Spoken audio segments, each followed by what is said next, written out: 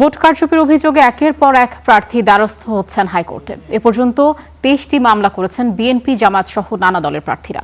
অভিযোগ আমলে নিয়ে সেসব আসনের ব্যালট পেপার ও রেজাল্ট শিট হেফাজতে নেয়ার নির্দেশ দিয়েছেন আদালত।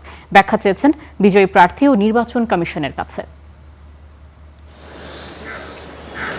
বিচ্ছিন্ন কটি ঘটনা ছাড়া শান্তিপূর্ণ হয়েছে 12 ফেব্রুয়ারির ভোট। তবে ফল প্রকাশের পর থেকেই নানা অনিয়ম, কারচুপির অভিযোগ তুলছেন পরাজিত প্রার্থীরা। এরই ধারাবাহিকতায় সেসব অভিযোগ আসছে হাইকোর্টে।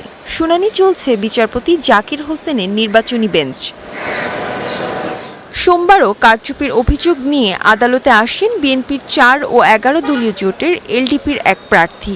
পরে অভিযোগ আমলে নিয়ে কুমিল্লা 11, ময়মনসিংহ 2, চাঁদপুর 4, সিরাজগঞ্জ 4 ও চট্টগ্রাম 14 আসনের ব্যালট পেপার ও রেজাল্ট শিট হেফাজতে নেওয়ার নির্দেশ দেন আদালত। ধানের শীষের যে এজেন্ট, সেই এজেন্টের বাদ দিয়ে অন্য দলের প্রার্থী তাদেরকে ধানের শীষের এজেন্ট দেখে তাদেরকে স্বাক্ষর নেওয়া হয়েছে। মানে ম্যাল প্র্যাকটিস নির্বাচনের ক্ষেত্রে এরকম গ্লেয়ারিং এক্সাম্পল, এত জ্বলন্ত প্রমাণ ডকুমেন্টারি দেখা যায় না। বাংলাদেশে কোন অঞ্চল আছে যেখানে ধানের শীষের কোনো প্রার্থী, জামাতের প্রার্থী 2000 ভোট পাবে আর উনি 25 ভোট পাবে, 21 ভোট পাবে? প্রার্থীদের অভিযোগ, ভোটারদের কেন্দ্রে যেতে দেয়া হয়েছে বাধা, ভয়ভীতি দেখানো হয়েছে এজেন্টদের। আমাকে পোস্টাল ব্যালটে দেখিয়েছে 820 ভোট, সে পেয়েছে 21-এর অধিক ভোট, এবং এই 3000 ভোটের মধ্যে পোস্টাল ব্যালটের সে 1000 ভোটকে দেখিয়েছে বাতিল।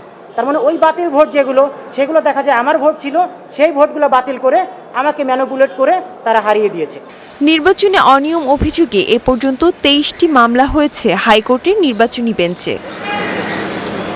জান্নাতুন বিপা, স্টার নিউজ, ঢাকা।